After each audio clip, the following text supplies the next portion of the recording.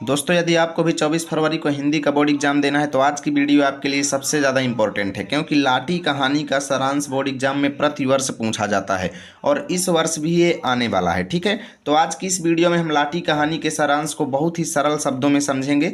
Video देखते ही ये पूरा सारांश आपको याद हो जाएगा, बिल्कुल भी आपको रटना नहीं है। दोस्तों, आप लाठी कहानी के बारे में कुछ भी नहीं जानते हैं तो आज की इस वीडियो को ध्यान से आप अंतिम तक देखते चले जाइए, बहुत ही अच्छे से पूरा सारांश आपको समझ में आएगा, ये मेरी गारंटी है। ठीक है, तो चलिए आज की इस वीडियो की शुरुआत करते हैं और लाठी कहानी का सारांश अच्छे से देख लेते हैं। ठीक है, यहाँ पर देखिए, ऐसे ही एग्जाम में आपको भी हेडिंग डालना है लाठी कहानी का सारांश, लेकिन याद रहे लाल स्केच या लाल पेन का उपयोग कहीं पर भी नहीं करना है दोस्तों। ठीक है, सारी हेडिंग आपको ऐसे ही काले पेन से डालना है जैसे ये डाला हुआ है। उसके बाद लिखना शुरू करना है कि लाठी कहानी लेखिका शिवानी द्वारा लिखित एक मध्यम वर्गीय यानी मिडिल फैमिली, ठीक है, मिडिल क्लास फैमिली से संबंधित है और पहाड़ी परिवार से संबंधित कहानी है। ठीक है, किसने लिखा है इसको? लेखिका शिवानी ने। आगे लिखेंगे, यह कहानी बानो बानो जिसी को लाठी कहा गया है तो बानो यानी लाठी से संबंधित है। बानो का विवाह कप्तान जोशी से हुआ था। किसके साथ हुआ था? कप्तान जोशी के साथ।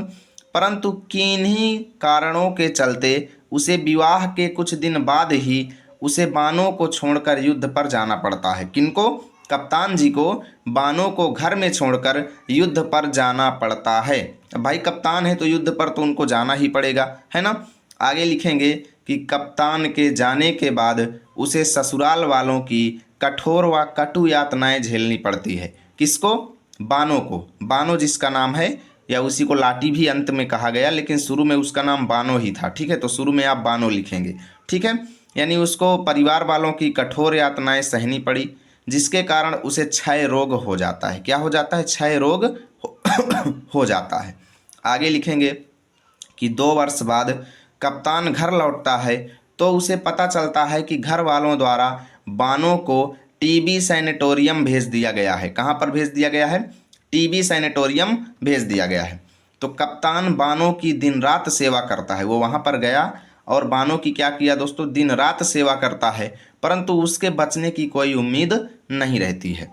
बानो अपनी मृत्यु के निकट आने का आभास करके एक दिन नदी में कूद जाती है। वहीं टीबी सैनिटोरियम से वो चली जाती है और नदी में कूद जाती है। तो कप्तान जब आता है तो ढूंढता है तो वह कहीं नहीं मिलती है। कप्तान द्वारा ढूंढने पर उसे वह कहीं नहीं मिलती। घर वालों के दबाव के चलते कप्तान को प्रभा से दूसरा विवाह करना पड़ता है। किसके साथ दोस्तों? प्रभा के साथ कप्तान को दूसरा विवाह करना पड़ा। और कप्तान और प्रभा 16 साल बाद, कितने साल बाद दोस्तों? 16 साल बाद नैनीताल घूमने जाते हैं। जब कप्तान का प्रभा से विवाह हो गया तो वो प्रभा के साथ नैनीताल घूमने गया 16 साल बाद। ठीक है, तो एक चाय की दुकान पर अचानक बानो बानो जो थी उसका नाम अब बदल चुका था, वो लाठी के रूप में वहीं पर मिलती है चाय की दुकान पर। कप्तान तो उसे पहचान जाता है, परंतु बानो को कुछ भी याद नहीं था। वो अब लाठी के रूप में हो चुकी थी और लाठी को सब कुछ भूल चुका था, यानी उसको कप्तान के बारे में कुछ भी याद नहीं था। वो उसकी सारी याददाश्त खत्म हो चुकी थी, जबकि कप्तान उसको अच्छी तरह से पहचानता था।